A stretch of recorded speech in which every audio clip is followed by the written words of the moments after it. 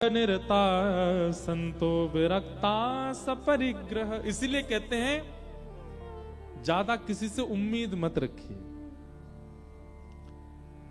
जो नए नए यहां पर लड़का लड़की बैठे हैं, बहुत ध्यान से सुनना। अगर आपका ब्याह होने वाला है तो अपने होने वाले जो पतिदेव हैं या पत्नी जी हैं, उनकी ज्यादा प्रशंसा मत सुन लेना पहले, क्योंकि आप बहुत ज्यादा सुन लोगे। कई होते हैं ना, उनको बड़ी बहुत ही रहता है कि हमारा ब्याह किससे हो रहा है, उसके बारे में जांच पूरी करो, इससे पूछो, उससे पूछो, उससे पूछो, उससे पूछो। अब इतना ज्यादा पूछ के फिर आप उम्मीद इतनी बना लोगे, सामने वाला व्यक्ति जब समीप आएगा, विवाह होगा, संग रहने लगोगे, तो आपकी उम्मीद खट्टी हो जाएगी। इसलिए संसार के संबंधों में उम्मीद कम ही रखिए, थोड़ा कम ही उसके बारे में सुनिए, उससे संबंध अच्छा रहेगा। तो नारद जी महाराज आए तो आकर के देखा, महाराज पृथ्वी पर तो सब कुछ विपरीत है। भागवत जी में बहुत सुंदर वर्णन, सत्यम नास्ति, यहां के लोग सत्य नहीं बोलते। हमारी माने तो आप 1 महीना पहले दिन से लेकर के और 30 तारीख तक अपने आप से अनुभव कीजिए कि आप कितनी बार सत्य बोलते हैं। अच्छा, सत्य का मत कीजिए, एक काम कीजिए, काउंटर ले लीजिए, एक मशीन आती है, मशीन रखिए, और वो मशीन अपने पास रख के आप जब जब असत्य बोलते हैं तब तब उसका बटन दबाइए। पूरी सावधानी से, नाटक नहीं करना है, जिम्मेवारी से। और 30 तारीख को उस मशीन को देखिएगा आप, तब तक देखना नहीं आंकड़ा कितना पहुंचा। आप स्वाभाविक महीने में जितना झूठ बोलते हैं, स्वाभाविक से 50% कम बोलेंगे, क्योंकि एक मशीन है ना आपके पास। आप जब भी झूठ बोलने जा रहे होगे, आपको संकेत होगा मुझे मशीन में काउंट करना पड़ेगा, तो झूठ नहीं बोलोगे। लेकिन उसके बाद भी आप आंकड़े देख करके हैरान हो जाओगे कि मैंने 1 महीने में इतना झूठ बोला है। हमारा स्वभाव बन चुका है असत्य। एक दिन भी बिना असत्य बोले हमारा नहीं निकलता, चाहे मजाक में ही सही हम बोलते हैं। सत्यम नास्ति। फिर आगे लिखा है तपह नास्ति, भजन नहीं करते हम लोग, खाना पूर्ति करते हैं। तपह नास्ति। शौचम नास्ति, शौच कहते हैं पवित्रता को, पवित्रता भी नहीं है हमारे मन में। हम केवल तन साफ बनाते हैं, पर अंदर पूरी गंदगी भरी पड़ी है।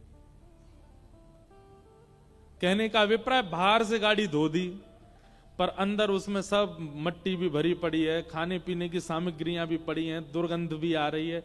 बाहर से साफ होने से क्या फायदा? ये तो केवल बाह्य आकर्षण के लिए था, अंदर तो कुछ भी नहीं है। लेकिन कई बार बाहर से गाड़ी साफ ना हो, लेकिन अंदर से स्वच्छ हो, तो बैठ करके यात्रा की जा सकती है। ठीक वैसे ही ठाकुर जी के लिए हम सब लोग गाड़ी हैं। हमने बाहर से अपने आप को बहुत सुंदर बना रखा, पर अंदर सीट टूटी पड़ी है, स्टीयरिंग निकली पड़ी है, गियर निकले पड़े हैं, कुछ भी बढ़िया नहीं है। ठाकुर जी कहते हूं, भाई कैसे बैठूं या कि चित्त में सबरो तो उधरो पड़ो भीतर थे। ब्रजभाषा समझ रहे हैं ना? उधरो मतलब समझे, उधरो ब्रजभाषा में। जैसे अब उधरा कैसे समझाएं? जैसे ये हमारी बगलबंदी है, यहां से इसके धागा वागा निकल जाएं तो ये उधर जाएगी, इसको बोलते उधरा, उधरा हुआ। अभी सामने मैट मैट बिछे, सब उठपटांग हो जाएं, खुल जाएं। कई हमारे मित्र जन है वो उधरे ही रहते हैं, तो ये उधरा, उसको कहते हैं उधरा पड़ा रहना। एक बात याद रखिएगा, जिस व्यक्ति का स्वभाव, जिस व्यक्ति का जीवन ऐसे उधरा सा रहता है ना, ठाकुर जी नहीं आते उसके पास। ठाकुर जी को तो सुधरो चाहिए, उधरो नहीं।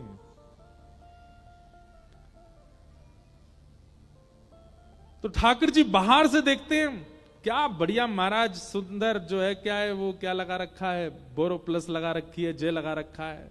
बाहर से तो बढ़िया डिओड्रेंट परफ्यूम महक रहा है, बिल्कुल चटकदार कपड़े पहन रखे हैं, लेकिन भीतर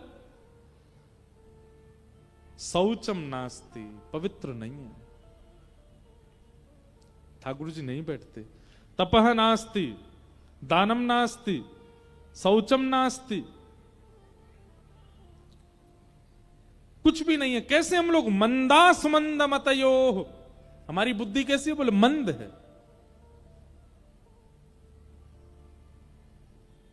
जिस कार्य को श्रेष्ठता से किया जा सकता है, हम लोगों की बुद्धि ऐसी चलती है कि इसको, अब देखो जैसे कुंभ में संगम स्नान है, अब सब लोग अपने अपने आंकड़े लगा रहे हैं संगम में कैसे नहाया जाए। कोई कह रहा वहां से कूद जाओ तो नहा लोगे, कोई कह रहा यहां से नाव में बैठ के चले जाओ तो नहा लोगे, कोई कह रहा यूं कर लो यूं, सब अपनी अपनी बुद्धि लगा रहे हैं। अरे भैया, आज मैंने कहीं सुना, वो सुबह उसमें आ रहा था सोशल मीडिया पे, बोले लोग गलत कर रहे हैं, यमुना जी में क्यों नहा रहे हैं? अरे नहाना है तो संगम में नहाइए या गंगा जी में नहाइए, यमुना जी में। अरे नहीं, हमने एक कथा में भी कहा, तीर्थ का मतलब होता है केवल तीर्थ, वह स्पेसिफिक जगह नहीं होती है जहां बिहारी जी विराज रहे हैं वही मंदिर ही वृंदावन नहीं है, जहां पर यमुना जी बह रही हैं वही वृंदावन नहीं है। 84 कोस दूर दूर तक पूरा वृंदावन है। आप किसी वृक्ष को भी प्रणाम करके चले जाओगे तो बिहारी जी के प्रणाम के समान ही फल मिलेगा। आप संगम में जाकर के चाहे यमुना जी में नहा लीजिए, गंगा जी में नहा लीजिए, किसी भी घाट किसी भी कोने में स्नान कर लीजिए, आपका अमृत स्नान ही माना जाएगा। पर लोगों में होड़ लगी नहीं, जहां 2 धार मिल रही है वहीं नहाना है हमको। तो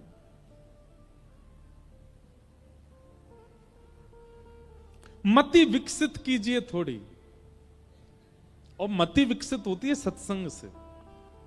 जो व्यक्ति सत्संग नहीं करता उसकी मति जड़ित होती चली जाती है, जिसको हम कहते हैं ब्रॉड माइंडेड, बहुत बहुत उच्च विचार वाला, बहुत खुली सोच वाला, वो आध्यात्मिक व्यक्ति होता है, संसारी नहीं। तो कैसे हैं हम लोग? मंदा सुमंद मतयो मंद भाग्या युपद्रुता। नारद जी महाराज ने यह सब आकर के देखा। नारद जी देख करके बड़े परेशान हो गए, बोले भैया पृथ्वी की जितनी प्रशंसा सुनी थी, पृथ्वी तो बिल्कुल विपरीत है। नारद जी सब जगह भ्रमण करते करते वृंदावन आए, तभी वृंदावन में उन्होंने क्या देखा? यमुना जी के तट पर एक परम सुंदरी बैठी है और उस सुंदरी की गोद में 2 वृद्ध लेटे हैं। एक युवती की गोद में वृद्धों का लेटा हुआ देखना ये कोई उचित तो नहीं। नारद जी महाराज ने तुरंत जिज्ञासा प्रकट करते हुए पूछा, हे देवी आप कौन हो और आपकी गोद में 2 वृद्ध कौन है? तब उस कन्या ने अपना प्रत्युत्तर दिया, अहम भक्ति ख्याता इमो में तनयो मतौ ज्ञान वैराग्य नामानो काल योगेन जर्जरो। मैं भक्ति, मेरा नाम भक्ति है, और ये दोनों मेरे पुत्र हैं ज्ञान और वैराग्य। मुझे सब भजते हैं, भक्ति सबके चित्त में है, पर ज्ञान और वैराग्य नहीं है। इसी कारण मैं तो युवा हूं क्योंकि मुझे सब चाहते हैं, पर मेरे वृद्ध बालक हो चुके हैं क्योंकि इनको कोई नहीं चाहता। मैं अपनी कथाओं में कहा करता हूं बंधुओं, भक्ति पथ पर चलने के बाद भी, भक्ति मार्ग पर आ जाने के बाद भी हम निराश क्यों हैं, हम हताश क्यों हैं, हम उदास क्यों हैं? क्योंकि भक्ति के पुत्र ज्ञान और वैराग्य हमारे पास नहीं है। केवल भक्ति है, ज्ञान नहीं है। एक भक्त था, गोपाल जी की सेवा करता था। किसी ने उसको जाके कहा, ए भाई तू गोपाल जी की सेवा कब से कर रहा है? बोले हो गए 7-8 साल हो गए। बोले 7-8 साल में भी तू आज भी छोटे से घर में ही रहता है, तेरा ना तो व्यापार बढ़ा, तेरा ना धन की वर्धन हुआ, ना तू घर बना पाया। उस व्यक्ति को लगा हाँ बात तो सही है। बोले तू देवता बदल दे, ये गोपाल जी तो छोटे से घर में ही राजी रहेंगे, तू एक काम कर महादेव की उपासना कर। देखा, महादेव की उपासना करने वाले को सोने की नगरी लंका मिल गई। उसके मन में तुरंत अविश्वास आ, ये अज्ञान है। अज्ञान आपके अंदर है ये आपको कैसे पता चले? ठाकुर जी के प्रति एक बार भी, या ठाकुर जी के जनों के प्रति, या ठाकुर जी के धाम के प्रति एक बार भी आपके चित्त में अविश्वास आ जाए, समझ जाना कि आपके अंदर अज्ञान है, ज्ञान नहीं है। लेकिन कोई कुछ भी कह जाए, कोई कितना भी बोल जाए, धाम के प्रति, नाम के प्रति, ठाकुर जी के प्रति, लीला के प्रति और ठाकुर जी के जनों के प्रति आपके चित्त में कभी अविश्वास ना आवे, समझ जाना भक्ति के साथ ज्ञान है।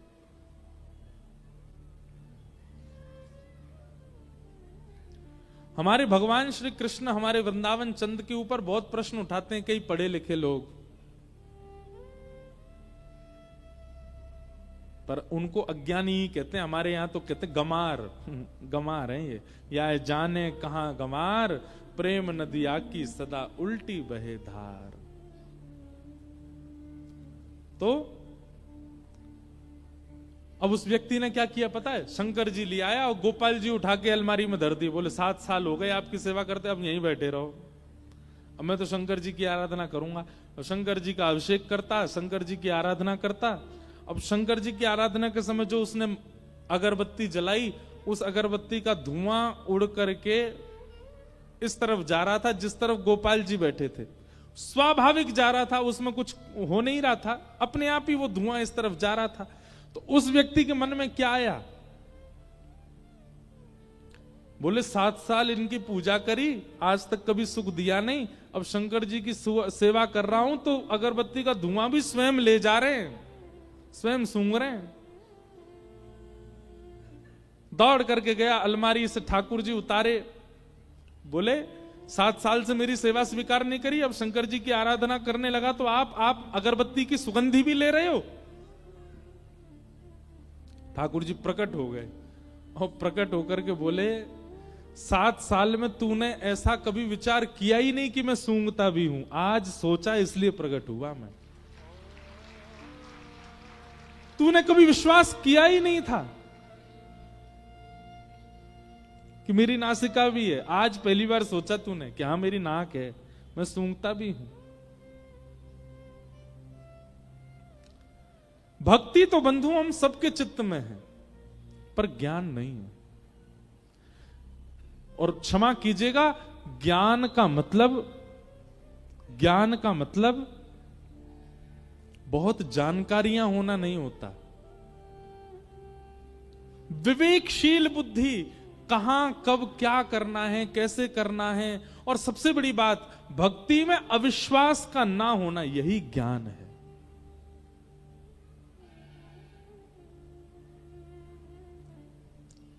आपकी भक्ति में, आपकी सेवा में, आपके गुरु के प्रति, धाम के प्रति, तीर्थ के प्रति आपके चित्त में जो अविश्वास प्रकट होता है वही अज्ञान। मीराबाई कभी यूनिवर्सिटी नहीं गई, किसी विद्यालय में नहीं गई पढ़ने, पर मीराबाई अपने जीवन काल के विश्राम दिवस तक ठाकुर जी के प्रति अनन्य भाव से रहती थी, श्रद्धा रखती थी, पूर्ण समर्पण रखती थी, अविश्वास नहीं था, इसलिए महाज्ञानी है मीरा।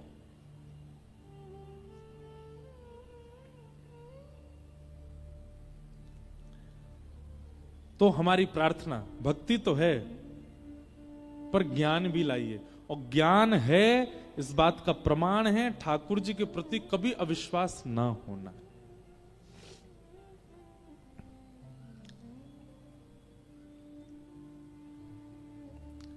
तो भक्ति के 2 पुत्र हैं, ज्ञान और वैराग्य। दूसरे पुत्र का नाम क्या है? वैराग्य। वैराग्य का मतलब क्या है? अपनी इच्छाओं का त्याग करना ही वैराग्य कहलाता है। साधक व्यक्ति, भक्त व्यक्ति अगर अपने वस्त्रों को साधारण नहीं बना पा रहा, अपनी रहनी को साधारण नहीं बना पा रहा, अपने खान पान को साधारण नहीं बना पा रहा है, तो भक्त नहीं है। ये बात आप थोड़ी मान लीजिएगा हमारी। आप भक्ति मार्ग में जब आएंगे तो आप कई अपनी इच्छाओं का त्याग कर दोगे। आपको बड़ी गाड़ी में बैठाया गया कि छोटी गाड़ी में बैठाया जाए, इससे कोई फर्क नहीं पड़ेगा आपको। आपको पहनने के लिए 30,000 के कपड़े मिले कि 300 के कपड़े मिले, इससे फर्क नहीं पड़ेगा। आपको पाने के लिए 56 भोग मिले कि केवल सूखी दाल सूखी रोटी मिली, इससे फर्क नहीं पड़ेगा। आपके लिए तन ढकना आवश्यक होगा, ब्रांड हो यह जरूरी नहीं होगा।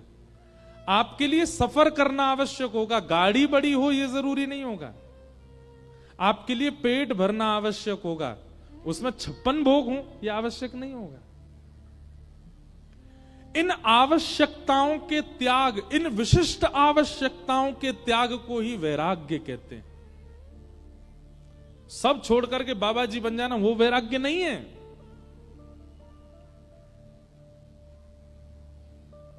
जो मिल जाए उसमें प्रसन्न है, जैसा मिल जाए उसमें प्रसन्न है, ये वैराग्य है। तो भक्ति के दो पुत्र हैं, अगर ये दोनों पुत्र आपके चित्त में नहीं आ रहे हैं और केवल भक्ति आ गई है, तो आपकी भक्ति आपको कभी प्रसन्न नहीं कर पाएगी। उस भक्ति से आप कभी आनंदित नहीं हो पाओगे, उस भक्ति से आप कभी ठाकुर जी का अनुभव नहीं कर पाओगे।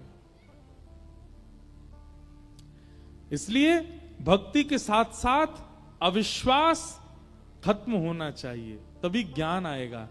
और भक्ति के साथ साथ इच्छाओं की निवृत्ति होनी चाहिए, तभी वैराग्य आएगा। और जब तक ज्ञान वैराग्य नहीं आएंगे, आप अपनी भक्ति से प्रसन्न नहीं हो पाओगे। तो भक्ति के ये दो पुत्र हैं, ज्ञान और वैराग्य। दुनिया सब भक्ति करती है, ज्ञान और वैराग्य के लिए कोई नहीं, इसलिए दोनों वृद्ध हो गए। तब भक्ति महारानी ने नारद जी से कहा, मेरे पुत्रों को युवान करने का कोई साधन बताओ। ज्ञान और वैराग्य दोनों युवा कैसे होंगे? इसी खोज में नारद जी महाराज सब जगह ढूंढते ढूंढते बद्रीनाथ गए। तब बद्रीनाथ में भगवान के प्रथम अवतार सनक सनंदन सनातन सनत कुमारों से उन्होंने कहा कि महाराज भक्ति के पुत्र ज्ञान वैराग्य कैसे युवा होंगे, बताइए।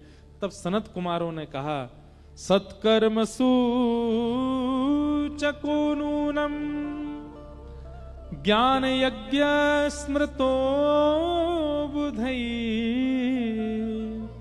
श्रीमद् भागवतालाप सतु गीत सुकादि। एक ही उपाय है, क्या? सुखदेव जी के द्वारा सुनाई गई जो भागवत की कथा है, यदि भागवत की कथा तुम ज्ञान वैराग्य को सुना दोगे तो वे दोबारा युवा हो जाएंगे। एकमात्र भागवत जी में वो सामर्थ्य है कि वो ज्ञान वैराग्य को उत्थापित कर सकते हैं। बहुत ध्यान से सुनिएगा मेरी बात। आप कथा में क्यों आए हैं? क्योंकि भक्ति आपके चित्त में है। तो यहां आकर के प्राप्त क्या करना? आप ऑलरेडी भक्त बन गए, फिर यहां क्यों आए हो? आप भक्ति प्राप्त करने नहीं आए हो, ज्ञान और वैराग्य को उत्थापित करने आए हो। ज्ञान और वैराग्य हमारे चित्त में जो जीर्ण शीर्ण हो चुके हैं, उनको उत्थापित करने के लिए आप कथा में आए हैं। हमारे माइक कभी कभी ढीमे पड़ जाते हैं, बालकों की आवाज कितनी तेज होती है। कभी कभी हमें लगता है हम भी बालक होते, ऐसे ही जोर जोर से कथा सुना रहे होते। तो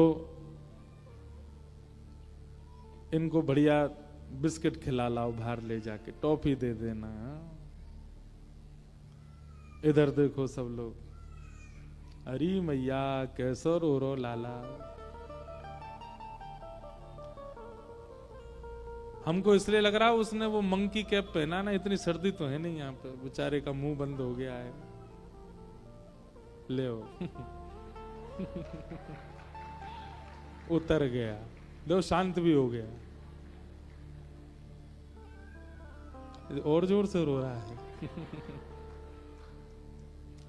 सब लोग इधर देखो। जय हो झारखंड वासी। आप लोग सुनते तो बहुत ध्यान से, बस कभी कभी बीच में थोड़ी ऊधम हो जाते हैं। तो क्या बता रहा था मैं? ज्ञान और वैराग्य। 7 दिनों में आपका उद्देश्य क्या होना चाहिए? बहुत ध्यानपूर्वक इधर देखिए हमारी तरफ।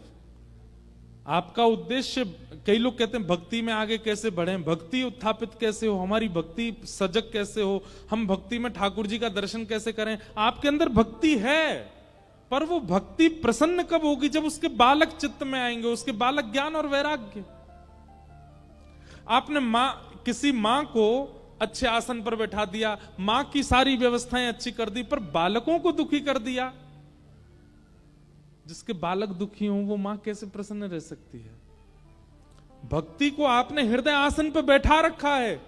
अब आगामी 7 दिन तक आपका उद्देश्य क्या होना चाहिए कि ज्ञान और वैराग्य भी आए चित्त में। ज्ञान का मतलब क्या है? भक्ति में ठाकुर जी के प्रति कभी भी अविश्वास ना हो तो समझ जाना ज्ञान आ गया आपके चित्त में। और वैराग्य क्या है? अपनी इच्छाओं की कटौती करना, अपनी इच्छाओं से निवृत्त होना, ये एक प्रकार का वैराग्य। ये 2 चीजें कथा से आपको सीखनी है।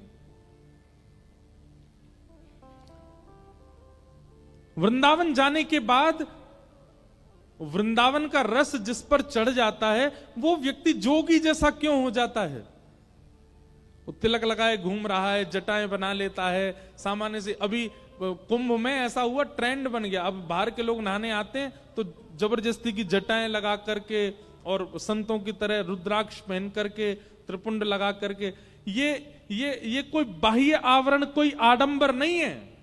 त्रिपुंड लगा लिया, रुद्राक्ष माला धारण कर ली और फिर उसके बाद गंगा स्नान कर रहे हैं और फिर फोटो वोटो खिंचा के बस डाल दो, फिर जाके अपना वही जीन्स टी शर्ट पैंट में डोल रहे हैं, फटे हुए कपड़े पहन के घूम रहे हैं। केवल कुंभ में आए इसलिए संत जैसा भेष बना लेते हैं। नहीं, जब भक्ति में वैराग्य आता है तब वह भेष अपने आप प्रकट होता है, बनाना नहीं पड़ता।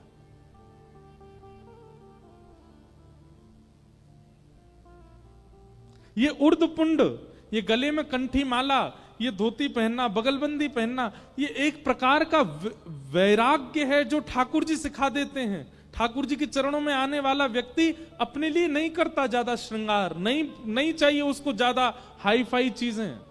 वो सामान्य में रहना उसको अच्छा सामान्य मिले तो भी अच्छा, हाई फाई मिल जाए तो भी अच्छा, दोनों में सम रहता है। भक्ति के साथ में वैराग्य होगा तो